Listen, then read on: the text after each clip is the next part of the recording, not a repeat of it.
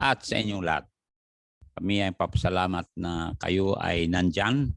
At siyempre, noong isang araw ay hindi kami naka-live dahil siyempre may emergency.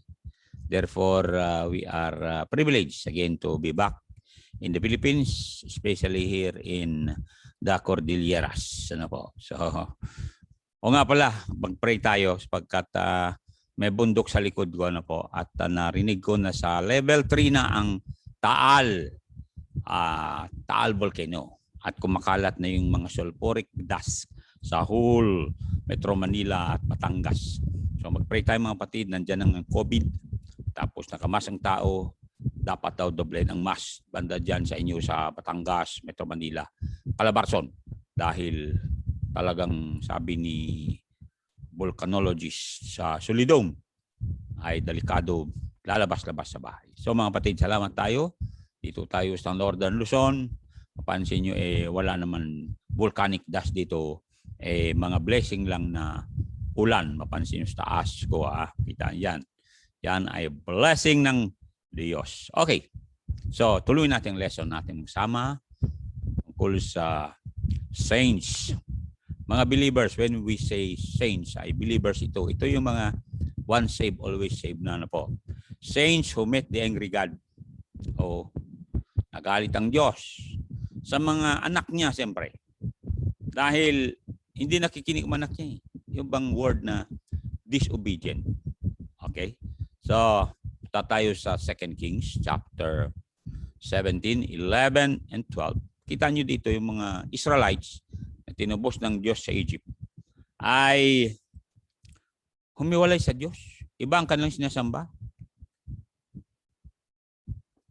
Kaya ating basahin na. Kung nandyan kayo ay sabi niya rito, kaya kayo mga nanonood sa YouTube, basahin nyo rin ang Bible.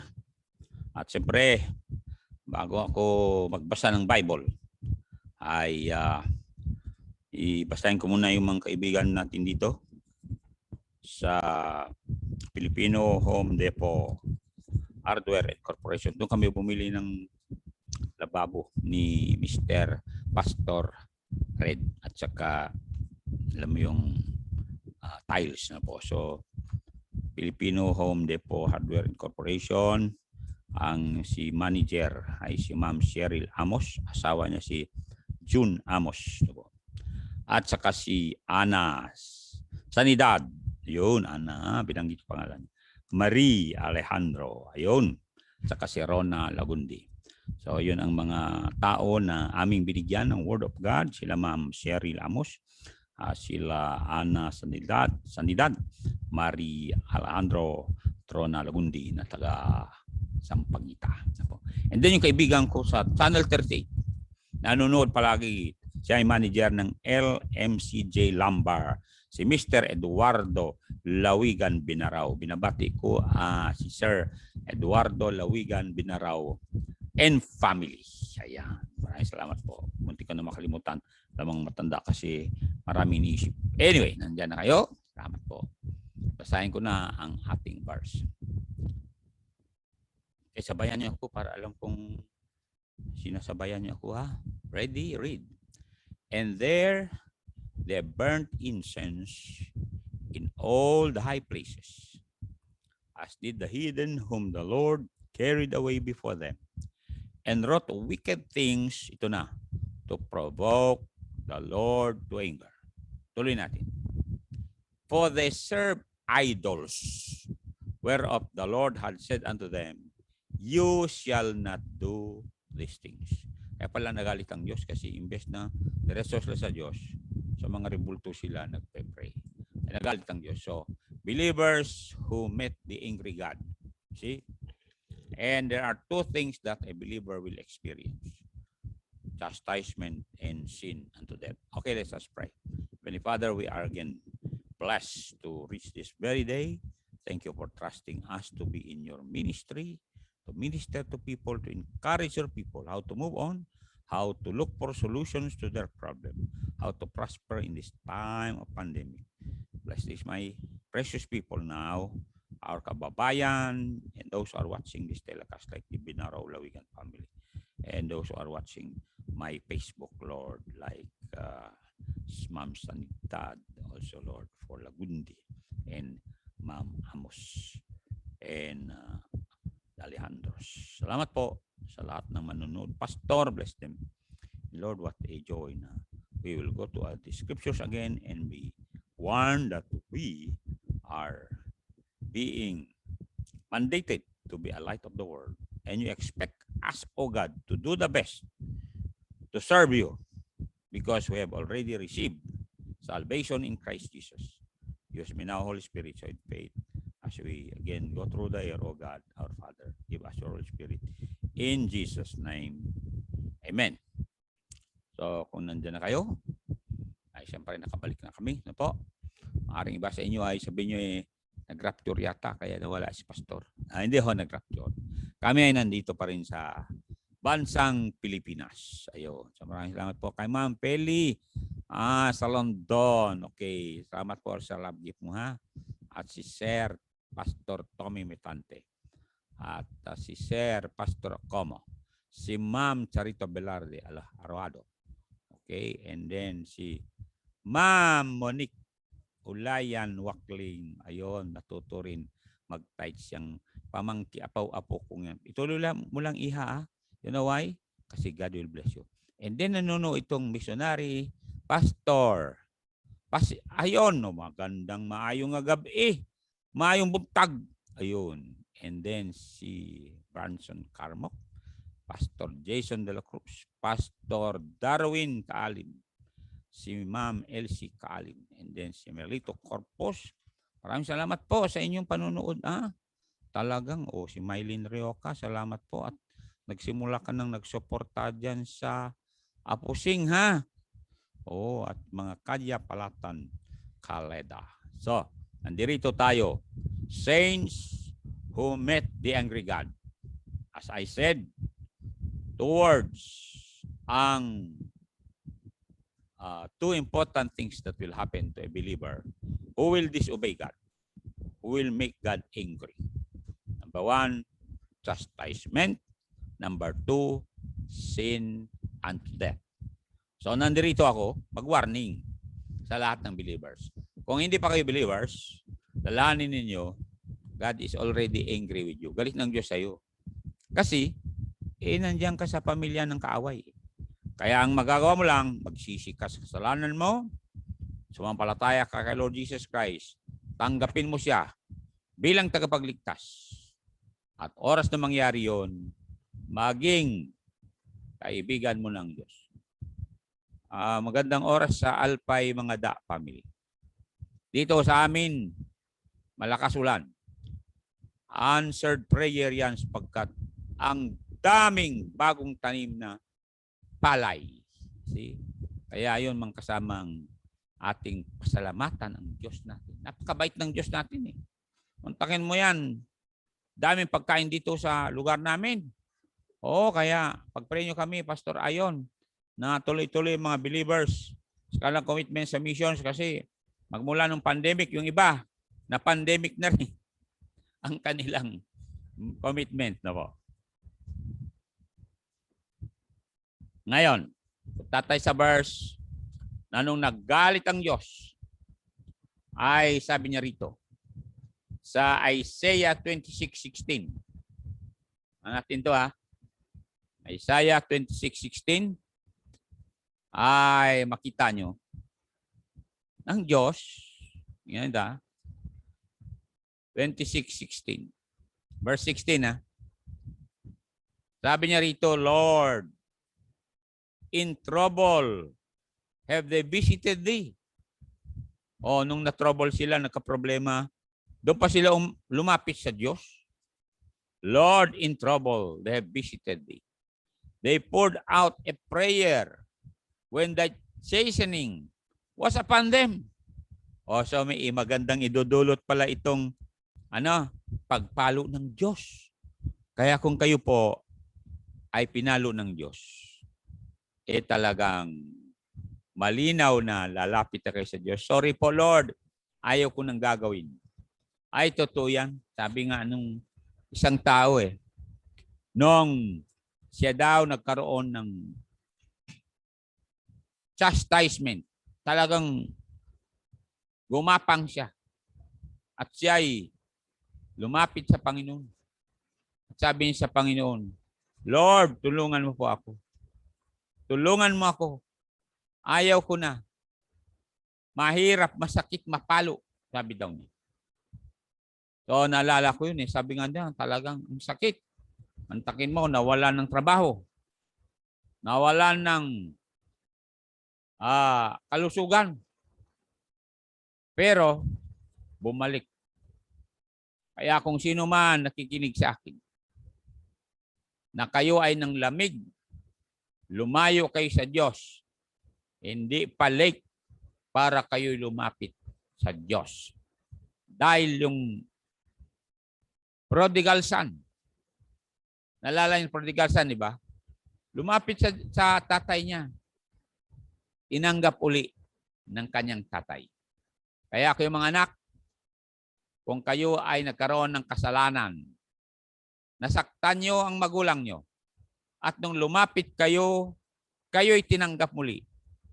Dapat magpasalamat kayo dahil yung magulang nyo ay Kristiyano. At siyempre, sa ating mga nanonood, ang ating estudyante, Daniel Alayban. Pagpalain ka ng Diyos, preacher Alayban. Kung kagandaan dito na pag nakinig ka sa salita ng Diyos, nalaman mo na ikaw ay disobedient, lalapit ka ngayon sa Diyos at ikaw patatawarin. Remember, sabi ng Diyos, if we confess our sins to Him, He is faithful and just to forgive us our sins and to cleanse us from all unrighteousness. Ganyan kabait ang Diyos. Pero, kung tayo'y lalayo, sabi ng Diyos, because I love you, I'm going to chasten you. Punta pa tayo sa isang verse sa 66, sa Psalm 66, 13-14. Maraming salamat po kay Ma'am Remy Caleda Pawig. Pagpalain kayo ng Diyos. Palain kayo lahat ng Diyos. At pamilya niyo. Tignan niyo ito Kaya pala sabi ng Bible, and we know that all things work together for good. You know pagdating ng palo sa buhay mo at buhay ko, anong sasabihin natin? Mangangako tayo. Verse 13. Ready. Begin. I will go into thy house with burnt offerings. I will pay thee my vows. Pinalo ka ng Diyos, Lord. Nga pala, may pangako ako. Which my lips have uttered and my mouth have spoken when I was in trouble. Kaya tama lang. Binabati ko uli ang mga Tangonan Cardenas family. Pagpalain kayo ng Diyos. So tayo na mga believer, tayo yung nakakatanggap ng palo ng Diyos. Mga unbeliever, hindi palo. Punishment. Kaya nga, katulad yan. Sa Batangas, bakit hinayaan ng Diyos na pumutok? Sumingaw ang Bulkan Taal. Sigurado sabi ng Diyos, naghahanap ako ng mga tao, ng mga matuwid. Pero wala. Palagi natin pinalalahanan ang taong bayan. Nasabi ng Diyos sa Genesis 18:26, if I find in Sodom 50 righteous, I will spare all the place for their sake. Kaya alang-alang sa inyo na tagapanood, alang-alang sa inyo na nagpe-pray, at mga pastor na nagpe-pray, katulad ni Pastor Lopez, Pastor Kaalim, Pastor Mitante, Pastor, Reggie. Salamat, nagpe-pray kayo. Dahil, sabi ng Diyos, alang-alang sa inyo, aking ingatan ang buong bayan. At congratulations sa mga Balesteros, Chopilo family, kalang anak na magna cum laude. Si Arisa Balesteros Chopilo. Yan ay nakalagay sa Bible. na kung ang bata marunong pray, marunong sumunod sa salita ng Diyos, sabi ng Bible, God will give them knowledge. Daniel 1:17, tingnan natin. Para meron tayong verse sa mga nag-aaral at mag-aaral pa. Kayo ay bibigyan ng Diyos ng sobrang katalinuhan. O, tingnan nyo ito ha. Basta tayo ay anak ng Diyos at tayo ay hindi disobedient. Lalanin ninyo ang verse na ito. As for these poor children, God gave them knowledge and skill in all learning and wisdom. Daniel had understanding all visions and dreams. Kaya mga kapatid, tayo nakakalam ng salita ng Diyos. Huwag tayong lalayo sa Diyos. Huwag tayong magsamba sa mga Diyos-Diyosan o anuman. Huwag nating sambahin ang pera. Huwag nating sambahin ang ating bahay, trabaho, sasakyan. Kaya, salamat sa Diyos at meron tayong panahon makinig sa salita ng Diyos. Nabati ko rin ang mga Buckels family. Alam niyo mga kapatid, yan si Pastor Buckel at Pastor Hernandez. Alam nila na may mga taong nangangailangan. Kaya tinutulungan niya sila Pastor Red. Pastor Reggie. Kaya si Pastor Buckel nga, pumunta isang araw doon. Siya lang nagsimento. Siya lang nagpako ng yero samantala isang kamay niya. Ganyan ang mga taong nakakaalam sa Proverbs 3:27. Para hindi magalit ang Diyos sa atin, magtulungan tayo. Nakita niyan? Sabi nga niya, let us not be weary in well-doing. For in due season we shall reap if we faint not. As we have opportunity, let us do good unto all men, especially those who are of the household of faith. Kaya sabi ng Proverbs 3:27, para hindi magalit ang Diyos sa atin, ano gagawin natin? Basahin natin to. Proverbs 3, verse 27. Kaya kayo dyan ay gayahin yung mga membro dito. Sila ay talagang matulungin. Talaga, congratulations din kay Don Rich. Boy, oo nga pala, nandyan sa Tugigaraw Science High. Tama? Hey, thank you. Talagang God is a God of knowledge talaga. Alam niyo ang Diyos talaga. When you ask, wisdom, sabi niya si James, 1:5, bibigay ng Diyos sa ating lahat. Withhold not. Yan ito kaya ang mga membro dito, masaya because we don't withhold good things para sa gawain ng Diyos. Read. Withhold not good from them to whom it is due when it is in the power of thine hand to do it. So sabi niyan, kung magagawa ng kamay mo, sige gawin mo. Either giving or martilyo, maghalong simento, magluto na katulad ko, ay sabi ko sa inyo, let us not withhold these things. Opportunity ito Magbigay ka nga lang daw, sabi ng Diyos, na tubig sa isang lingkod ng Diyos, malaking reward na sa langit. So, maraming salamat po sa Bautista Malanot Family. Reminder, sabi ni May, lahat ng birthday celebrators ng July, happy birthday, Don Rich at si Sir Richard. Tama? Okay. Sir Richard Pawig at Don Rich Kaleda Pawig. Happy birthday. Happy birthday kay David Ligasi, Gerald Sobera, at saka si Binason Claveria, at marami pang iba. Ayan. Ayunis pa pala. Ang saya na po. Ayaw pala yung mga birthday. Oy, Ma'am Tess Miliante. Ay, hindi. Sorry. Hindi si Ma'am Tess. July, Joey Kaleda. Happy birthday.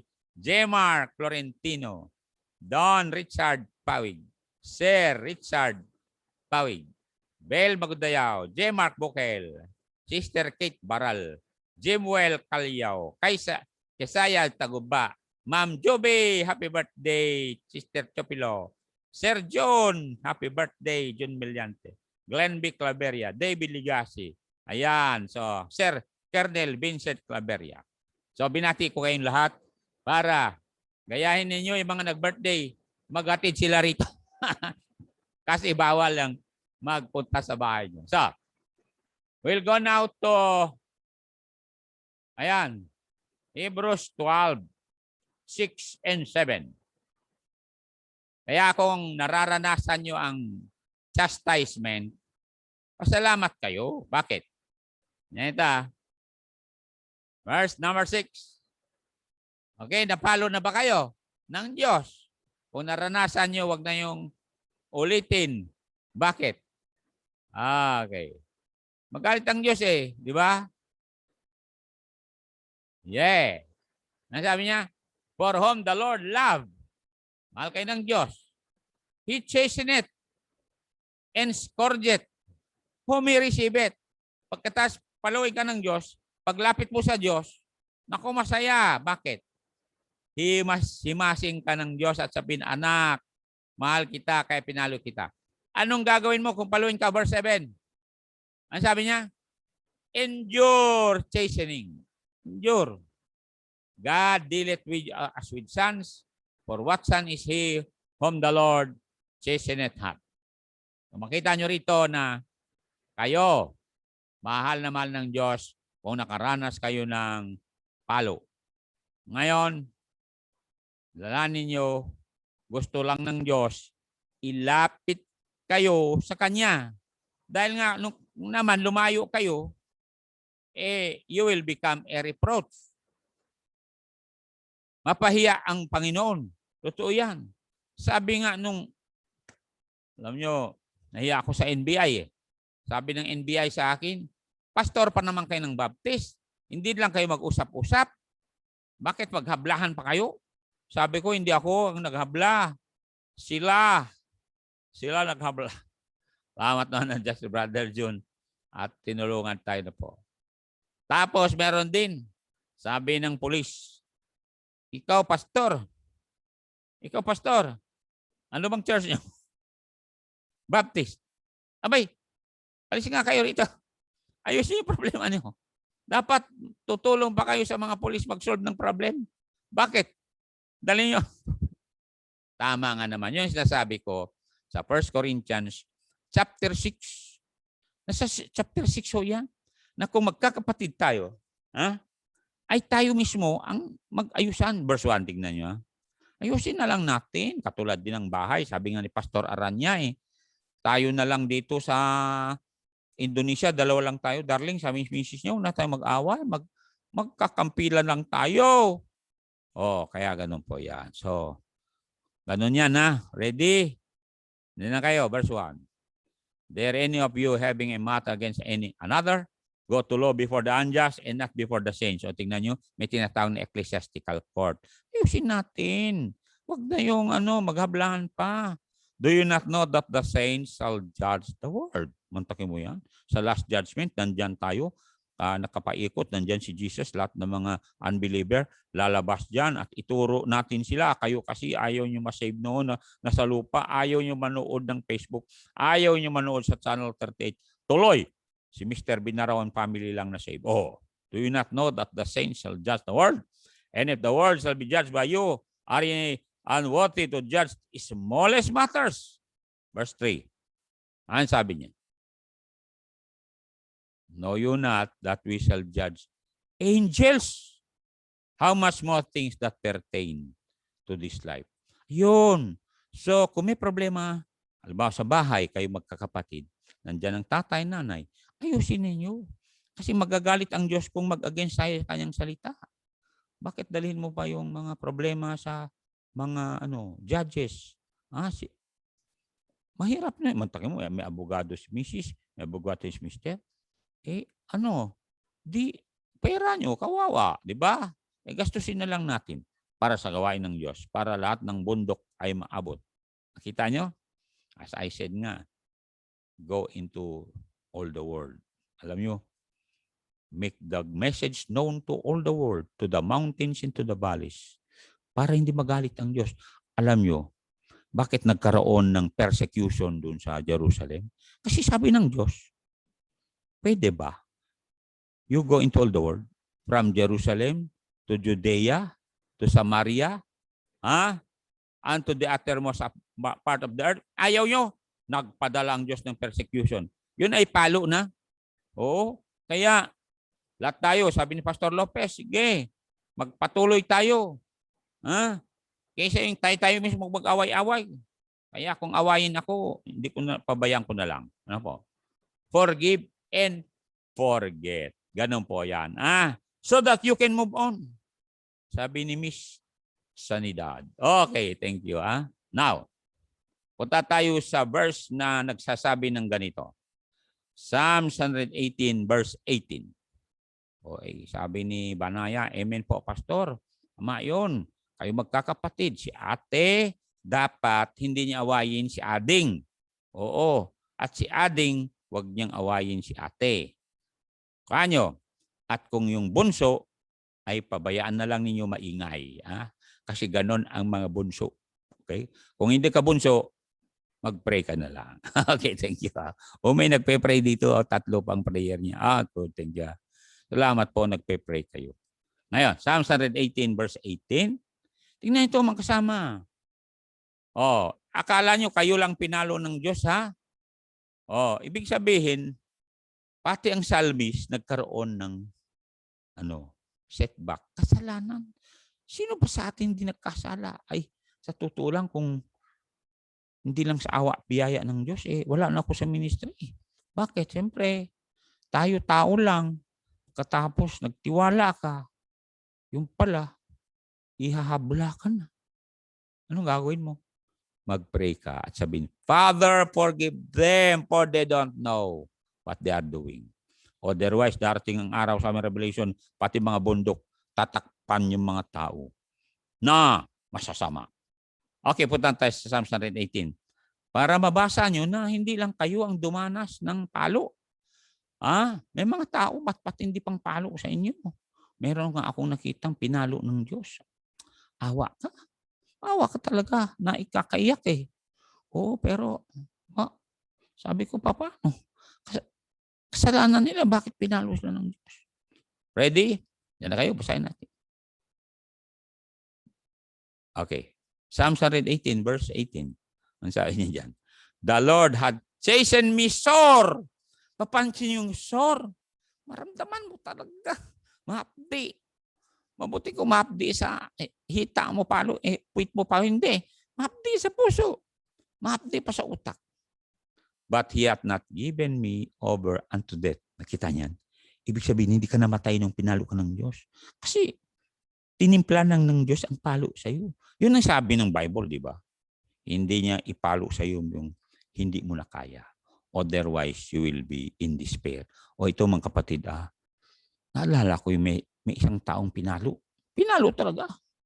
Lalo nagtampo yung taong. Oo. Huwag ko nang sabihin ang pangalan niya. Oo. Aywan ko ba yung teacher namin? Pinagtripan niya yung, kasi napapalo kami nung grade 4 camp. Pinagtripan niyo yung, bakit ganun yung teacher? Talagang pinalo ng pinalo. Oo. Alam mo, nagtampo yung taong hindi na siya pumasok sa eskwelahan. Nagkaroon ng galit sa teacher namin. Oo nga naman, harapan ng maraming tao. Kala mo, kalabaw na, pinagpapalo yung tao. Dapat pinalo lang sa puwit, ganun. O kaya ilang beses lang. Hindi. Habang lumalakad yung estudyante, pinapalo sa puwit. Pati sa binti. Mabuti wala pang mga rebels nung araw. Baka kung may rebels nung araw, umakyat sa buntok yun.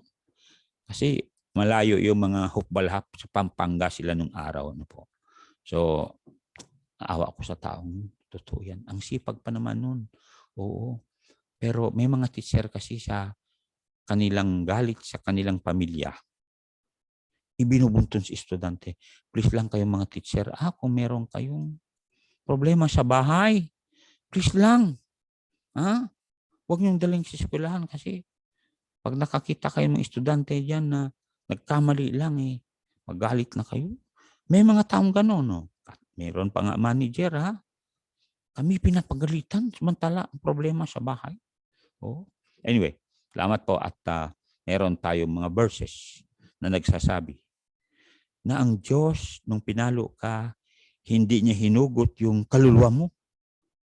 Kung hinugot ang kaluluwa mo, ibig sabihin, ayaw na ng Diyos natitira ka sa lupang ito, nakakahiya na ka na masyado. Yun ay tinatawag na sin unto death.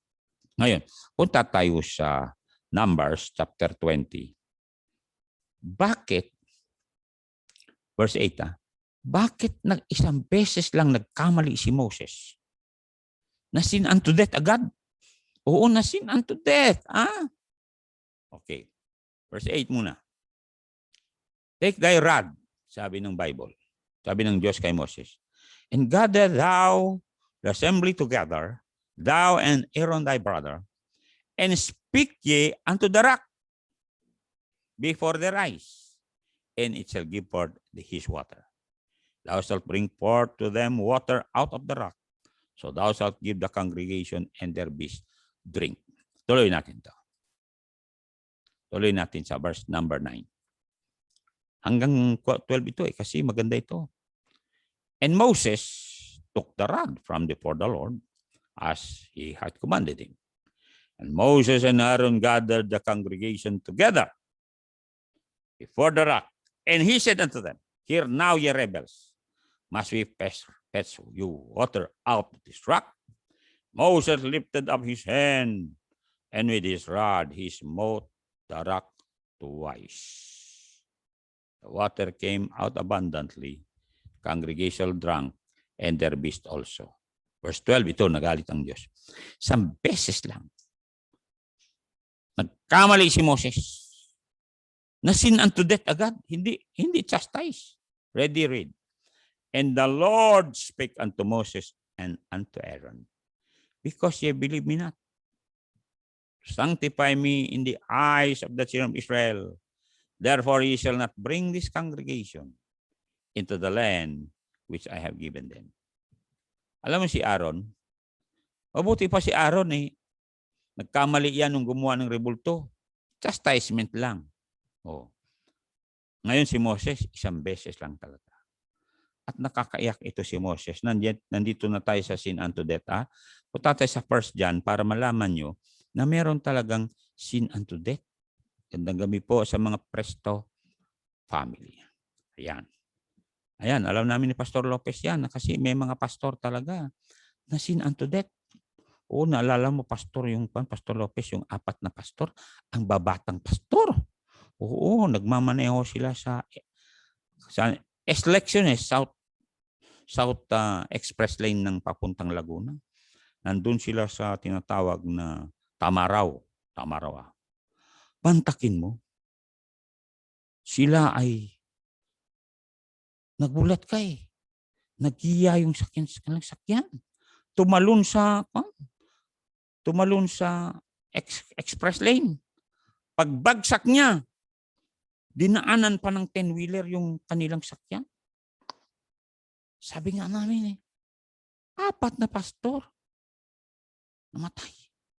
Meron pa sa Ilocos, mga kwan yan mga 7 or 8 years ago. Isang van na pastor, Ayaw ko maalala ng Pastor Lopez yan. Isang van na pastor. Patay lahat sila. Alam niyo mga kapatid, ingat talaga tayo mga pastor. Let us not get the glory. Kung ano yung naitulong natin, let God get the glory. Kaya nga, hindi tayo nagre-report. Pakinggan natin ang sin unto death. Sabi niya rito, sa verse number, pakinggan niya, meron sin unto death dito Verse number 16 and 17. Ayan. Oo, totoo yan. Babata pa ng mga pastor.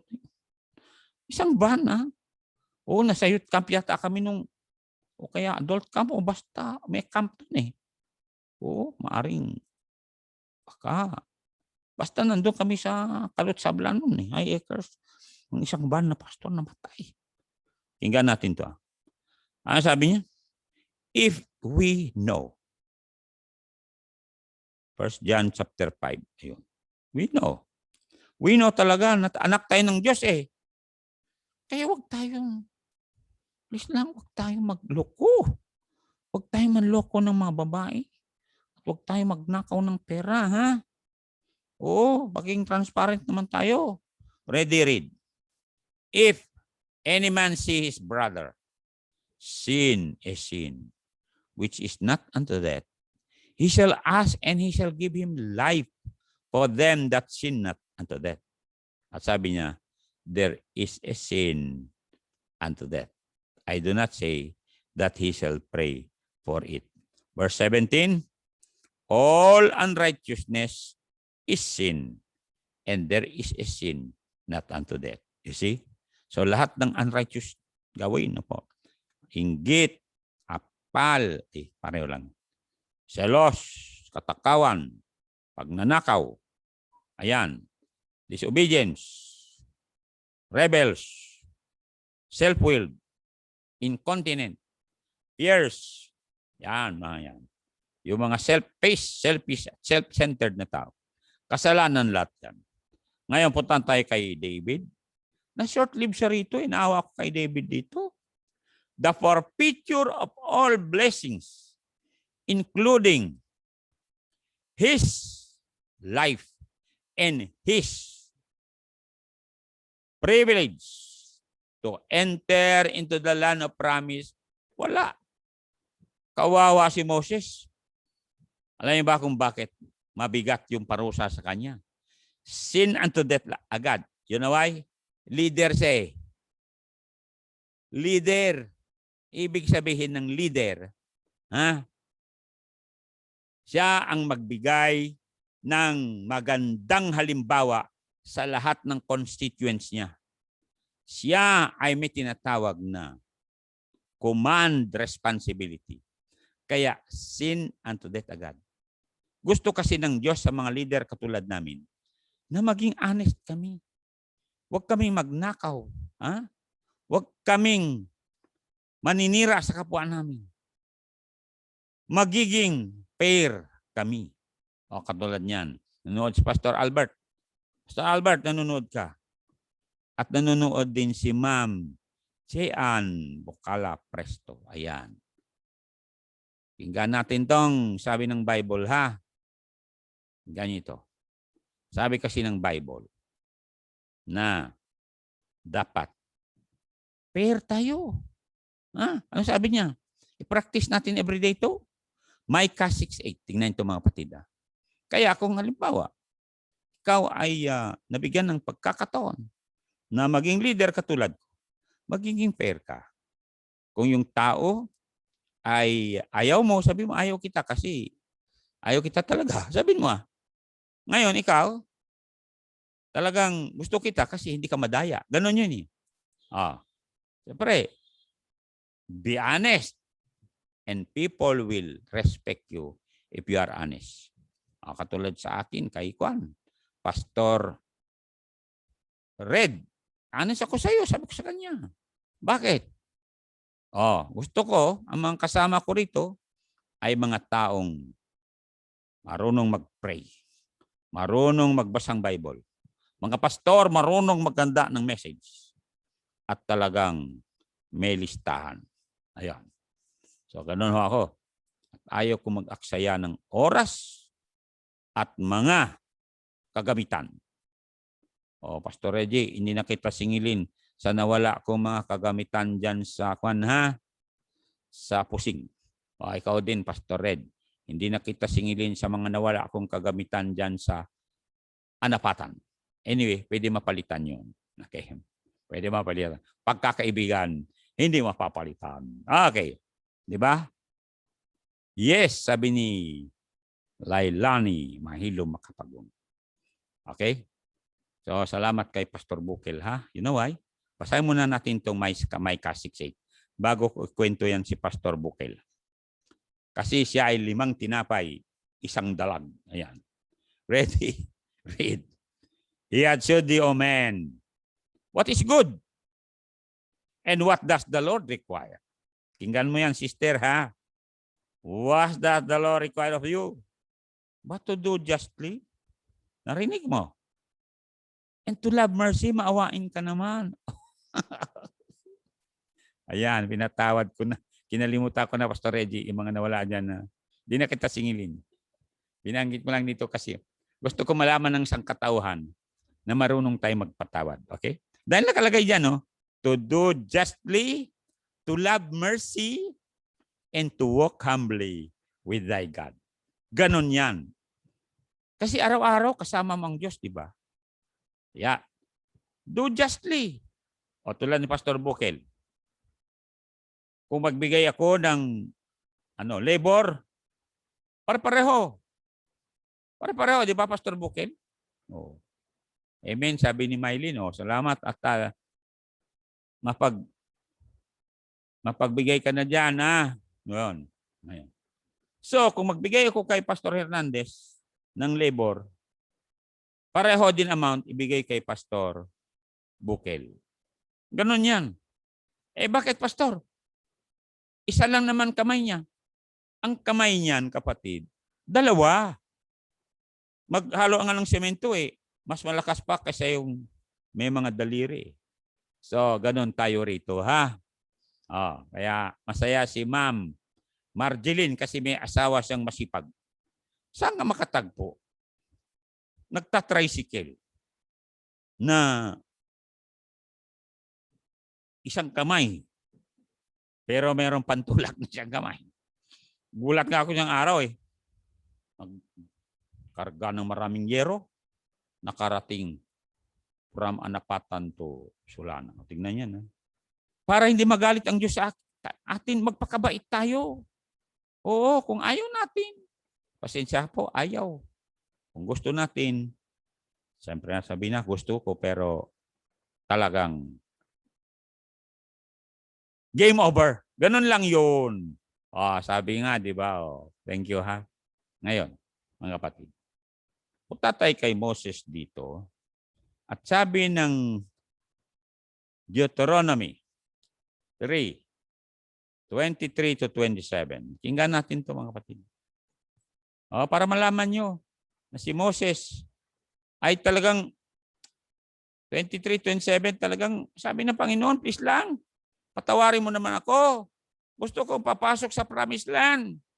Sabi ng Diyos, hindi chastisement ang ibigay ko sa iyo, Moses, sin unto death. Kasi you have a bigger responsibility. You did not sanctify me before Israel. Narinig mga Israelites, nakausapin ninyo yung bato. Bakit sinuway mo ang aking utos? Kaya malaki ang parusa mo. Sin unto death. And verse 23. Ready, read. And I besought the Lord at that time, saying, O Lord God, thou hast begun to show thy servant thy greatness and thy mighty hand. For what God is there in heaven or in earth that can do according to thy works and according to thy might? Ngayon ito. Verse number 25. Ang sabi niya, tingnan niyo ito, ha. Ito, mga kapatid, pakinggan yung verse 25. Anong sabi ni Moses? Talagang nagmakaawa sa Diyos na kung maaari, papunta sa doon sa promised land. And sabi niya, verse 25, lahat tayo begin. I pray thee, let me go over and see the good land that is beyond Jordan, that goodly mountain in Lebanon. Verse 26, ito na. But the Lord was wroth with me for your sakes, and would not hear me. And the Lord said unto me, let it suffice thee. Speak no more unto me on this matter. Sin unto death ka, Moses, sabi ng Diyos sa kanya. Sinabi ko sa iyo, kausapin mo lang yung bato Hindi mo bala, Moses. May significance ang gagawin mo. Ha? Ibig sabihin, yung batong yon si Kristo, isang beses lang na ipako. Isang beses lang nabuhos sa kanyang dugo. Isang beses lang nailibing. At isang beses lang nabuhay muli. Kaya, Moses, hindi lang palo bigay ko sa iyo. Sin unto death. Ngayon, alam niyo mga kapatid, nagpadala ang Diyos ng napakatinding init sa Canada. Na sin unto death ang marami doon. Pakinggan natin ang ilan na sin unto death. Namatay agad sila dahil sa init. Ready? Kung nandyan na kayo, panoorin natin to. America is sizzling. The temperature is rising from California to Canada, and so is the death toll. Millions of people in Western Canada and northwestern U.S. states are under heat alerts. Now, the rise in mercury has broken almost all the historic heat records in Canada. And while Western Canada bakes in record-breaking temperatures, the police have reported scores of deaths linked to the scorching conditions. At present, the North American country is faced by a deadly heat wave, contributing to over 300 deaths. As per records in Vancouver, the police have responded to more than 140 sudden death calls in the city since Friday. And the British Columbian region reported over 230 deaths early this week. Meanwhile, Canadian paramedics have responded to nearly 2,000 heat-related calls. The same heat wave has hammered northwestern US as well. Temperatures in Portland and Seattle have reached levels not seen since record-keeping began in 1940s. Now, soaring temperatures in California's countryside areas have raised fears of wildfires. Windy, dry conditions with lightning storms could spark blazes forecast across several parts of western United States. Now, scientists have called this an unprecedented and exceptional event, also predicting that more unusual weather patterns are likely to become more common going ahead amid rising global temperatures.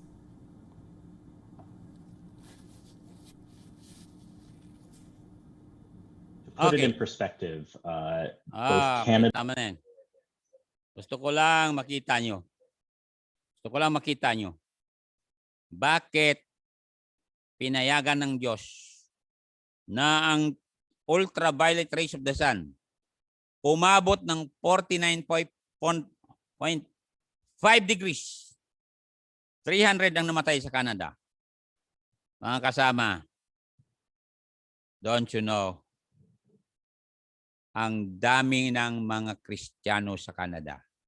Narinig na ba ninyo na merong isang pare na na-convert? Taga-Canada. At talagang nagkaroon yan ng television program, radio program. Naging evangelist yan. Ano ho? At hindi lang yon, kundi marami pang mga preachers sa kumalat sa Canada. Ayaw di makinig yung mga Canadian. You know why? Nung yumaman din sila, nakalimot. Kaya yun ang pakinggan nyo ako. Kung yumaman ka, makalimot ka na sa Diyos. Please lang, igalang mo pa rin ang salita ng Diyos. Igalang mong malingkod ng Diyos. At igalang mo ang linggo na yun ang araw ng Diyos. Ang dami na namin nakitang tao, ayaw nila igalang ang Diyos. Ayaw nila igalang ang linggo. Ano nangyayari sa kanila? Ayan. Wala lahat. Oh. Kaya nga si Moses, mga kasama, sabi niya, I beg you, Lord, let me go in. Sabi ng Diyos, wag mo nang akong kausapin yan. Kasi, mga kapatid, kami mga leader, God expects us to be in a higher level of obedience and a higher level of integrity. Bakit? Siyempre, alam na namin yung salita ng Diyos eh. And God expect us to practice what we preach. Ganun yan. Alam mo mga kapatid, meron na kaming mga nakitang mga pastor, o tulad Pastor Lopez. Matatanyag sila nung unang panahon.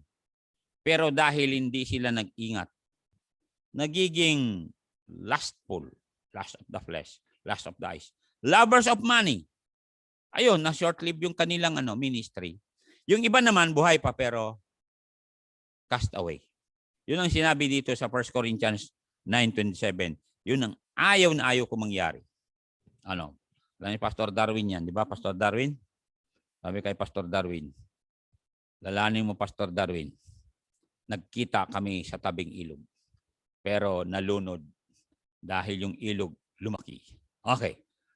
Kaya sabi niya rito, but I keep under my body and bring it into subjection, lest that by any means, when I have preached to others, I myself should be a castaway. Anong ibig sabihin na Apostle Paul dito? I keep under my body. Ibig sabihin, self-discipline yan. There are things that our body crave on But because we are servants of the Most High God, we say, Lord, I have a covenant with mine eyes, not to make my eyes look on the things that will destroy me. If ever my eyes will see someone or something, help me, Lord, to be honest and to fulfill what I said. Ganun ho yan magkasama. Dahil sa Apostle Paul mismo ay nag-ingat din. Kaya nga sabi niya, we behave ourselves among you holily, justly, and unblameably before God and before you. Kaya magkasama, pag-pray nyo kami mga pastor, para may time kami mag-fasting. Dahil kung hindi kami mag-fasting, ay talagang meron din mga darating sa buhay namin na magulat ka lang, dadakman ka na ng dragon. Oh. Thank you, Pastor Lopez. Pag-pray palagi ako, pinag-pray palagi kita. Kaya, mga kapatid,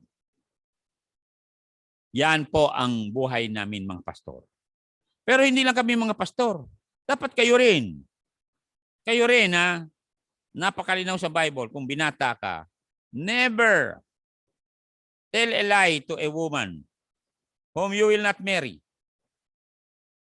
And as a woman or lady, never say, let's live together with a man whom you are going to marry. But say, because I love you, let us preserve our integrity and purity before the wedding day. Ganon yan. So that God will bless us. Ayun sabi ng Bible 50 righteous How many are righteous today? Kaya kami ni Pastor Lopez palaging nagpe-pray na use me, Lord. Bakit? Ayun ang sinabi namin sa Panginoon If any man purge himself from these sins of the flesh, sins of the mind, he shall be a vessel unto honor, sanctified, and qualified for the master's use, ready for every good work. Kaya si Moses, kawawa si Moses, mga kasama. Awa kay Moses. Sabi niya, Lord, papasukin mo naman ako sa promised land, Sabi ng Diyos, Moses, simple lang naman sinabi ko sa iyo. Ano bang mas mahirap? Papaluin mo ang bato ng 2 beses o kausapin lang? Sabi ni Moses, mas madali kausapin lang kasi hindi ka gaanong mag-exert ng effort o energy. Bakit pinalo mo yung bato ng 2 times? Panginoon, dahil yung mga tao kasi Ayun. Alam nyo, nagkakasala tayo. Dahil sinasabi natin, mga tao kasi. Kaya nga prayer ko palagi bago ako puntaan na Patan Lord, tulungan mo ako hindi magalit sa araw na ito. Talagang, there was a time hindi ako nagalit. Sumigaw lang ako. Dahil dahil titigas ng simento. Anyway, salamat po sa mga nanonood. Ako po si Rod Marsan, MBBC Alicia, member ni Pastor Dan Espelico. Maraming salamat po kapatid. Kaibigan namin yan si Pastor Dan Espelico. Mabait na tao yan. May integrity yan. Napakasipag yan. Gumawa sariling building yan Oo. Kaya, pag-pray nyo kami mga pastor, we want to stay a good example.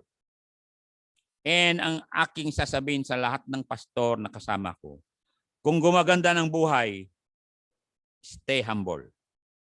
Stay supporting pa rin others.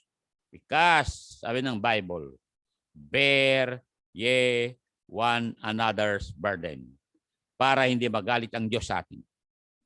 Kasi sa totoo, marami na kaming nakita na pastor. Nagalit ang Diyos sa kanila. Yung sinasabi ko sa inyo na 4 sa Tamaraw, doon sa SLEX. Patay agad sila. Isang van dyan sa Ilocos Sur. Patay lahat sila. Hindi lang yun. Meron din mga Koreano.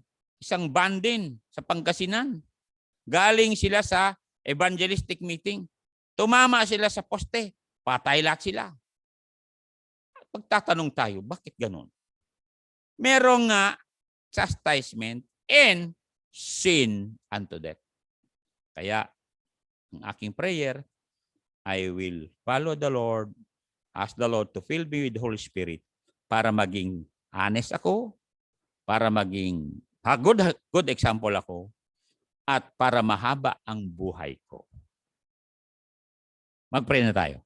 Panginoon Diyos, salamat po sa mga kapatiran na nanood, ang mga ladies na nanood, tulungan sa sila, mga dalaga, ilalahanin nila, Panginoon Diyos, na it is good to stay pure until a wedding day.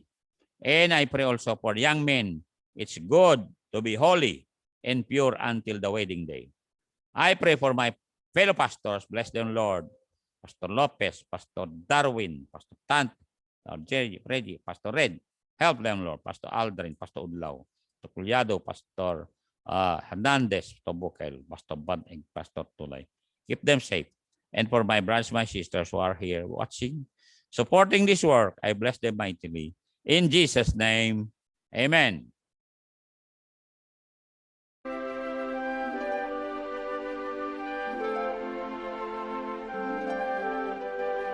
My life I give to you, O Lord. Use me, I pray.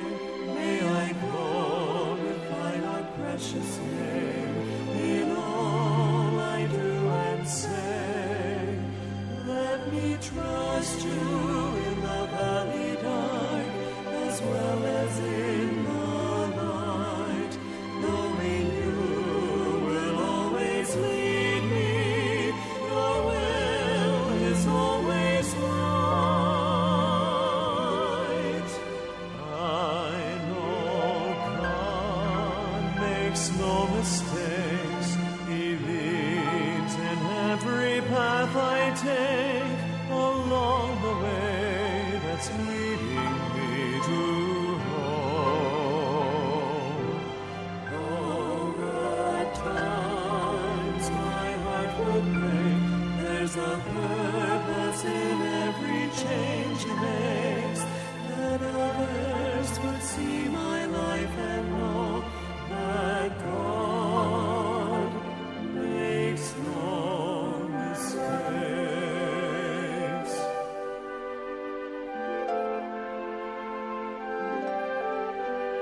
And when someday in heaven above I see his dear face, may I then be counted faithful as a runner in this race. But now I'm trusting in the Savior to show me the way. In his righteousness he guides me as I seek to please him day by day. I know God makes no mistakes. He leads in every path I take along the way that's leading me to home. All at times my heart would break. There's a purpose in every change he makes.